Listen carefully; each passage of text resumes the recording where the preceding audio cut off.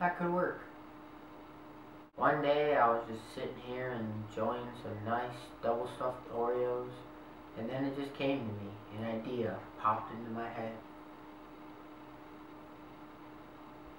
Yo, what's up guys? It's MIZ333, the one and only, here again with another video. And this video is the one that I promised you guys in my last vlog where I was on the road coming to Chicago. This is my idea that I came up with. My idea on how to eliminate traffic, and I'd like to share it with you. Why when I'm driving 70 miles down the road and I get into or near a big city and the traffic goes from 70 to like 10 miles an hour, why does it slow down? There's no accidents, there's no construction, nothing's going on, and I go from 70 to 10 miles an hour. Why? I just don't understand it. If everyone drives the speed limit, if they all go 70 miles an hour or 65 or whatever it is, why does the traffic get held up? Why do I go from 70 to 10? If everyone just drove 70, there should be no issues. And what I came to is that, you know, one person stops and the next person stops, and the next person stops, and it just gets backed up. There's more cars, there's not enough room, and I think that the problem is there is nothing or no one to regulate how fast you go. So my idea that I came up with would be that they implement sensors using the GPS into the road and your car. With the modern day, you know, it wouldn't be that hard to get a GPS thing mounted in your car or installed in your car. Now, the newer cars, they can pre-install them so you don't have to worry about it. You go buy a new car, it's already in your car, you're good to go. And then what they would do is they would install GPSs in the road. Now, what you're probably thinking is, wow, that would be a lot of money. You have to tear up all the roads, you have to do all the construction, yada yada yada. Well, I don't think it has to be that way. So what they could do is, instead of having to tear up the road doing all that construction, is they could just put the little sensor in the little reflector on the road. Now, the reflectors on the road, they're already there, but they just kind of sit on top of the road and you don't really see them during the day, but at nighttime, you know, it allows you to see the road. So they could put the little sensor in the reflector, or they could put the little sensor in the little strip that's in between the road. And both of these options, I think, would be pretty easy to do. I mean, I'm not sure which one would be best, but keeps you from having to tear up the whole road, and they're already there, so you're basically just modifying what you already have. Now, what this sensor does is the sensor sends a signal to your car, and when you're on the road, it keeps your car going the same speed limit.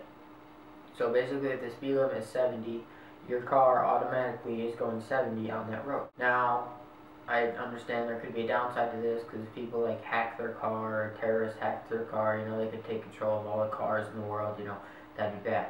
But I think what would stop that is if there's like a command center.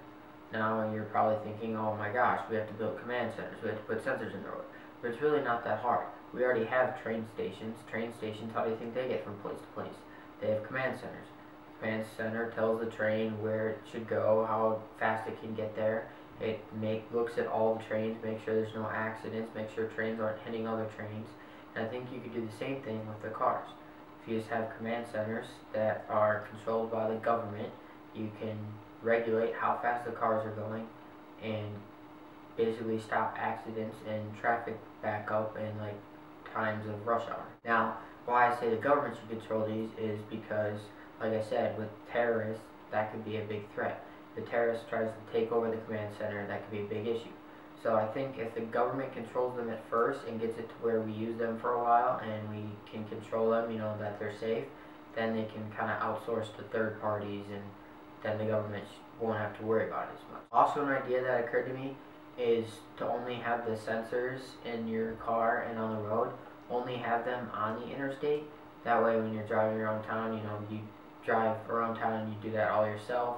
If you're on the back roads out in the country, you know, you just override your car, or there's a mode or a setting, and you drive your car. But when you're on the interstate, when you go through that toll booth or whatever, your car automatically switches and your car gets on the interstate, it merges by itself, picks up speed by itself, and you just sit back, relax, and don't have to worry about it. Now, this technology, I don't know how far in advance it would be, but I don't think it would be that far in advance. I mean, I think it would be pretty simple. Cars already have GPS systems where they type in where they want to go, and it gives you the directions how to get there.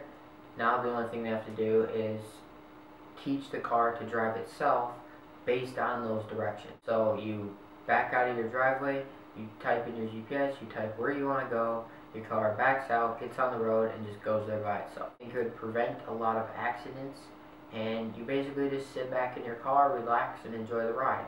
A lot of cars nowadays have TVs and radios, entertainment. So you can just sit back, watch a television show or talk to the people you're in the car with.